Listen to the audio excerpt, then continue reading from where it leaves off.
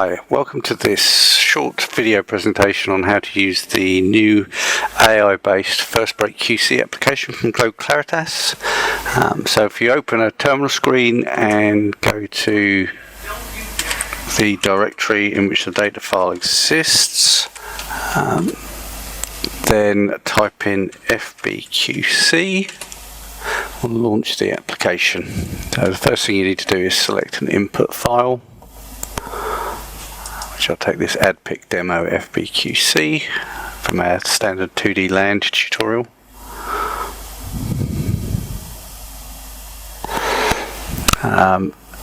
So you can see there's a bunch of parameters down here which I'll explain as I go, but basically the first one is a process option, so it has three options in there.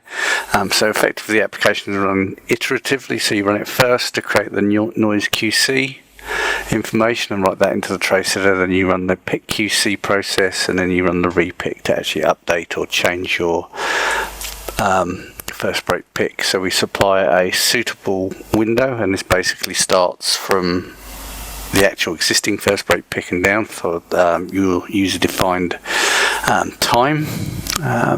We give it a header as well, which just tells us how much we want to step back from the existing first break, i.e. how accurate do we feel that first break pick is. You can define an amplitude limit, but I'll leave that blank. On the noise QC there's no query header, we're not using a header to limit what we're looking at. Consequently we can ignore the header low and header high at the moment, and then we also have a number of samples, i.e. number of traces we're going to process. So I will make that 100,000, and we're going to write the resulting information out into the spare one header of GLOBEClaritas. So if I click start, you can see the progress bar tells you how it's progressing, what's going on, and then it will start updating the QC windows here with the diagnostics as it goes. It's processed a certain amount of data. Okay, you can see we've got some stuff coming into these two windows in terms of definition of how accurate the picks seem to be, and also see there's a question mark option down the bottom here which allows you to launch some documentation on the application. So it describes briefly what the application does, and how the processing flow, so i.e. that going through noise QC, pick QC and then repick, and some information on the parameters that you might want to play with. Okay, and also describes these two windows and how they work, what they're explaining. So they're around the training phase of the AI algorithm. So the loss will indicate how far away from the results from the modelling is from the input data. So obviously the bigger the number, further away, probably not good. And then accuracy indicates what proportion of the noise and noise-free signal were correctly identified. And that should improve as iterations go through, so you can see that's increasing, the accuracy is increasing as it goes through. And then there's an example, basically an example of how to run the application, describing how to set the window, etc., and how to iterate through. And then 100% it gives you the QC histogram. So basically what it's telling you is information on the traces processed, where effectively the created header or the information saved in the spare one defines the quality of the picks, or how noisy these first on this noise QC, how noisy these traces are. So noisy traces have a low value, and good quality traces have a high value, out towards around 1,000.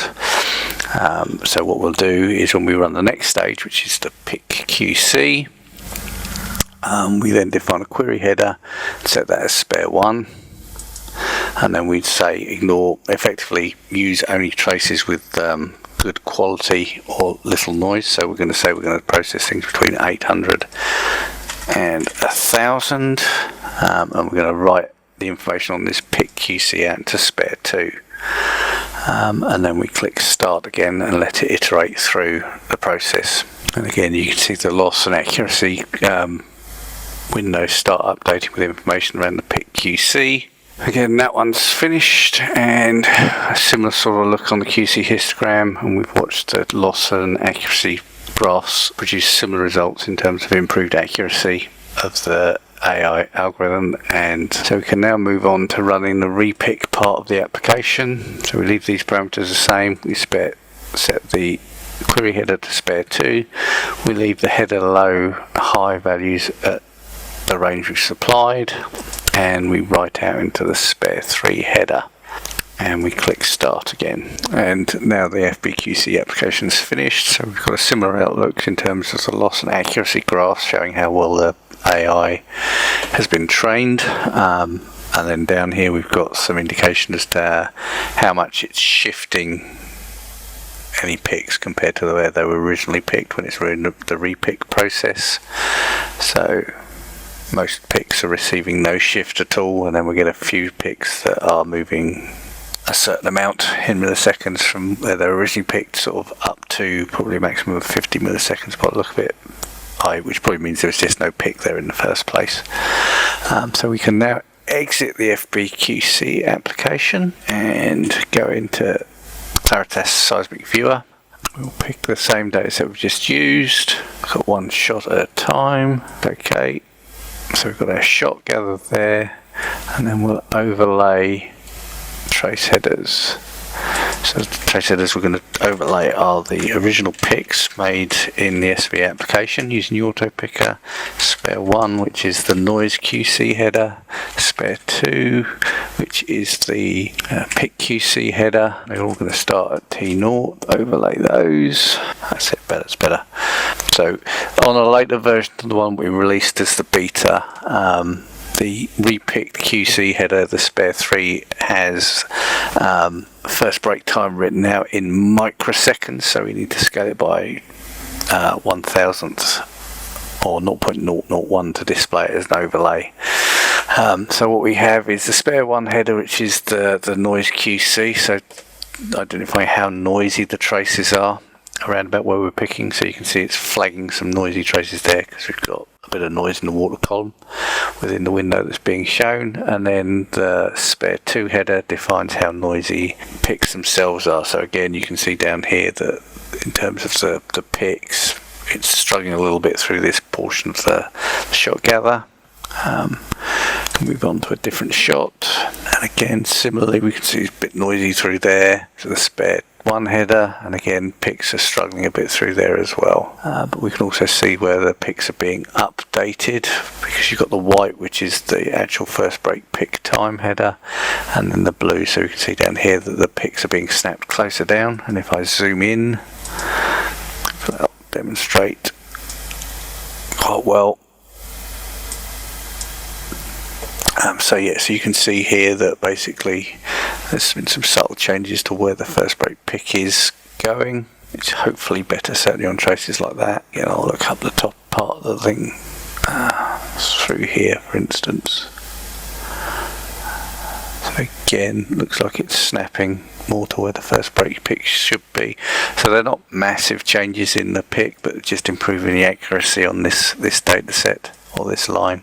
Similarly, where we've got a really bad pick through there, it's snapped it back down to something that's a little bit more realistic as to where the pick should be. And then where we've got some noisy stuff, it's still struggling through here.